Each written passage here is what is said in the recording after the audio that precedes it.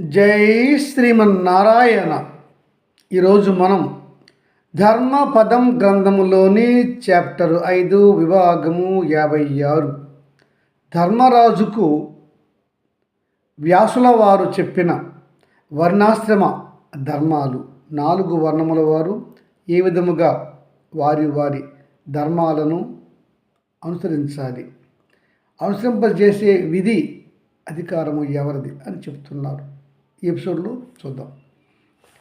వైశంపాయన మహర్షి 4 వర్ణముల వారి ధర్మములు ఏమిటి, ఏ విధంగా చెప్పాడు ధర్మరాజు గారికి భీష్మాచార్యులు వారు, అవి నాకు చెప్పండి అని అడిగాడు. జనమేజయ మహారాజు చెప్తున్నాడు వైశంపాయనుల వారు, రాజన్, మీ ముత్తాతకు వ్యాసుల వారు చెప్తున్నారు 4 వర్ణాల వారి ధర్మాలు వినండి.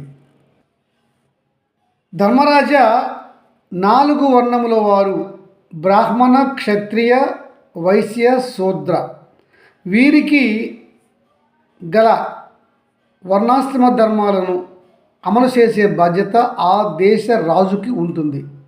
అయితే ధర్మరాజా, ఆపద్ధర్మ కాలంలో ప్రాణాలు పోతున్నాయి, స్త్రీలకు మానభంగం జరుగుతున్నది, లేదా ధనాపహరణ జరుగుతుంది.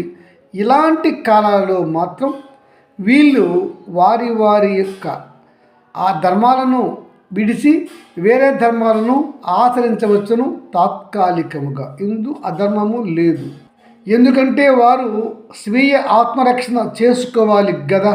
అందుకు దీనికి కూడా ఆ దేశ రాజు అంగీకరించాలి. అనగా ఆపద సమయాలలో బ్రాహ్మణులకు కూడా వారి విధిని విడిచిపెట్టి క్షాత్ర ధర్మాన్ని స్వీకరించి యుద్ధాలలో కూడా పాల్గొనవచ్చును. యుద్ధములో గెలిస్తే రాజ్యాన్ని కూడా వారు పరిపాలన చేయవచ్చును. అలాగే బ్రాహ్మణులు వైశ్యులుగా వ్యాపారం కూడా చేయవచ్చును. అవసరమైన పరిస్థితుల్లో మాత్రం వైశ్యులకు వ్యాపార సలహాలు కూడా ఇవ్వవచ్చును. అది ఆపద్ధర్మ కాలాలలో మాత్రమే.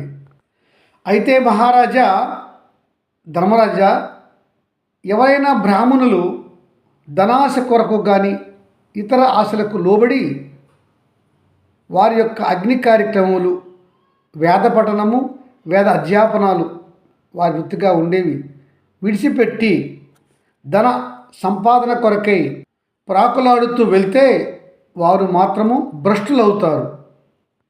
అట్టి బ్రాహ్మణుడు శూద్రుల కంటే తక్కువే అవుతాడు. అలాగే ఇతర వర్ణాల వారు కూడా వారికి నిర్ణయించిన ధర్మాలను విడిచిపెట్టి వేరే ధర్మాలను ఆచరిస్తే వారు పుణ్యకార్యాలు చేయడానికి అర్హత పొందుతారు. ఈ 4 వర్ణాల వారు ఎవరైనా వారికి నిర్దేశించినటువంటి ధర్మాలను విడిచిపెట్టి వేరే ధర్మాలను అనుసరిస్తే వారిని రాజు కఠినంగా దండనిధితో శిక్షించాలి. అలా ఎవరైనా రాజు అట్టి వారిని శిక్షించకపోతే వారు చేసే పాప కార్యములో 4వ వంతు ఆ రాజు వహించవలసి ఉంటుంది. అలా అనగానే మళ్ళా ధర్మరాజు పాత పాడాడు. ఏంటంటే, తాత మహితాత్మ, నేను ఈ రాజ్యపాలన చేయడానికి ఇష్టం లేదు, నేను వనాలకు పోయి తపస్సు చేసుకోవాలని ఉన్నది అని అంటాడు. అనగా భీష్ముడు ధర్మరాజును మందలించాడు. ధర్మరాజా, నీకు ధర్మం గురించి తెలుసు కదా, నీకు ధర్మం ఏమిటి? క్షత్రియుడు గనక క్షాత్రములో రాజ్యాన్ని గెలుచుకున్నావు గనుక నీవు ధర్మంగా ఈ రాజ్యాన్ని పరిపాలన చేయటమే నీకు ధర్మము. అది కాక వేరే ధర్మము నిర్వహిస్తానట నీకు అది అధర్మము. నీవు ధర్మంగా రాజ్యపాలన చేస్తే అది తపస్సు కంటే గొప్పది కనుక నీ పూర్వం రాజులు ఏ విధంగా ధర్మంగా రాజ్యపాలన చేశారో తెలుసుకొని ఆ విధంగా రాజ్యపాలన చేయుము. ధర్మరాజా, క్రోధము, లోభము, ఇంకా కామము అంటే ధనాశ లేదా వస్తువులపైన ఆశ లేదా స్త్రీలపైన ఆశ, ఇవన్నీ కూడా కామం కింద వస్తాయి. అలాంటి ఆశలు నువ్వు పరిత్యజించి దూరం పెట్టి దండనీతితో ధర్మంగా చట్టబద్ధమైనటువంటి పరిపాలన ప్రజలకు అందించు. ప్రజలకు ధనమాన ప్రాణాలకు రక్షణ కలిగించు, సంక్షేమాన్ని కలిగించు. మా రాజు మాకు రక్షణ ఇస్తున్నాడు అనే అభయం ఆ ప్రజలలో కనిపించాలి. ఆ విధంగా నువ్వు పరిపాలన చేస్తేనే నీకు కీర్తి పుణ్యము వస్తుంది. అంతేగాని ధర్మరాజా, బ్రహ్మదేవుడు నీకు నిర్ణయించినటువంటి రాజ్య పాలన బాధ్యతలను విడిచిపెట్టి వేరే ధర్మాన్ని పాటిస్తాను అనడం నీకు అది అధర్మం కదా. తెలిసి కూడా ఎందుకు అలా అంటున్నావు? నీవు రాజ్యపాలన ధర్మంగా చేస్తూ యజ్ఞ యాగాదులు చెయ్యాలి, ధర్మంగా పరిపాలన చేయాలి, ధర్మంగా దండనీతి అమలు చేయాలి. యజ్ఞ యాగాదులతో పాటుగా అన్నార్తులకు అన్నదానాలు చేయాలి, ఉత్తములను గౌరవించాలి. నీ రాజ్యములో వేదములు పఠన, వేదముల అధ్యాపనము జరిగే విధంగా నువ్వు చర్యలు తీసుకోవాలి. అదే నీకు ధర్మం అని చెప్పుకొచ్చాడు ధర్మరాజుకు భీష్ముల వారు. ఈ ధర్మాలన్నీ కూడా ద్వాపర యుగంలో ఉన్నట్లుగా మనం భావించాలి. వైశంపాయన మహర్షి వాస్తవంగా చెప్పారు.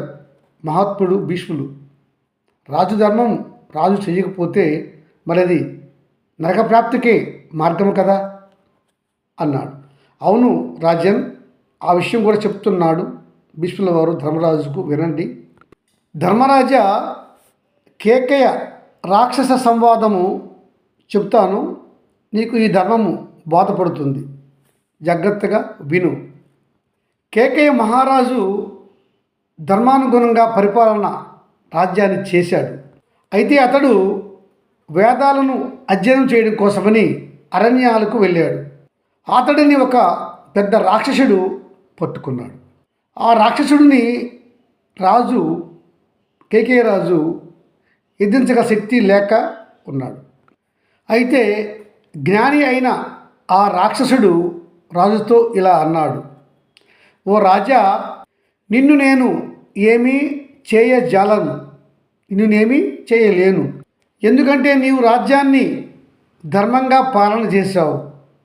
క్షత్రియ బ్రాహ్మణ శూద్ర వైశ్య జాతులు వారి వారి ధర్మాలను సక్రమంగా అమలు చేసే విధంగా నువ్వు పరిపాలన చేశావు. గనుక నీలో దోషము నాకు కనపడలేదు. నీవు దోషరహితుడివి. కానీ నీకు ఒక సూచన చేస్తున్నాను. నీవు దండనీతిని సక్రమంగా ఉపయోగించి పరిపాలన చేయండి. దోషులను దండనీతితో తగు ఆరోపణలు రాగానే వాటిపైన విచారణ చేయించండి. అనుమానము లేని విధముగా సాక్షులను విచారణ చేయండి. ఆధారములను పరిశీలన చేయండి. ఇరు వర్గాల వారిని విచారణ చేయండి. దోష ఆరోపణ అనుమానం లేని విధముగా రుజువైతే అతనికి కఠినంగా శిక్ష విధించండి. అప్పుడు మీకు ధర్మం ఇంకా పెరుగుతుంది, కీర్తి కూడా వస్తుంది. తద్వారా మీకు ఈ వేద పఠనము కంటే ఎక్కువ పుణ్యాన్ని వచ్చి ఉత్తమ లోకాలు మీరు పొందుతారు అని చెప్పాడు ధర్మరాజా. అనేసరికి అంటున్నాడు ధర్మరాజు, తాత మహాత్మా, బ్రాహ్మణుడు రాజు నిర్ణయించినటువంటి ధర్మాలను అమలు చేయలేకపోతే, జీవనము కష్టమైతే ఏం చేయాలి అని అనగా చెప్తున్నాడు భీష్ముల వారు, ధర్మరాజా, బ్రాహ్మణుడు తన ధర్మాల ప్రకారము నిర్వహిస్తూ ఉంటే అతను జీవనము గడవకపోతే అతడు వైశ్యుని వృత్తి స్వీకరించవచ్చును. వ్యాపారము వాణిజ్యము చేసైనా కుటుంబాన్ని అతడప్పుడు కాపాడుకోవాలి, రక్షించుకోవాలి. లేదా రాజానుమతి పొంది వ్యవసాయాన్ని కూడా అతను చేసుకోవచ్చు.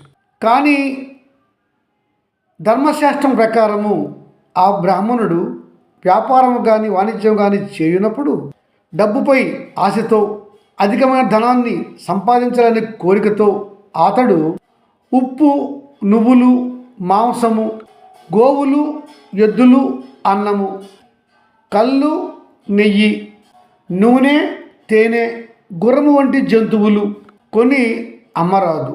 వీటితో వ్యాపారము ఆ బ్రాహ్మణుడు చెయ్యరాదు. అలా కాక వాటితో కూడా వ్యాపారం చేస్తే ఆ బ్రాహ్మణుడు భ్రష్టు పట్టి నరకానికి పోతాడు అని భీష్ముల వారు చెప్పాడు ధర్మరాజుకు. జై శ్రీమన్నారాయణ.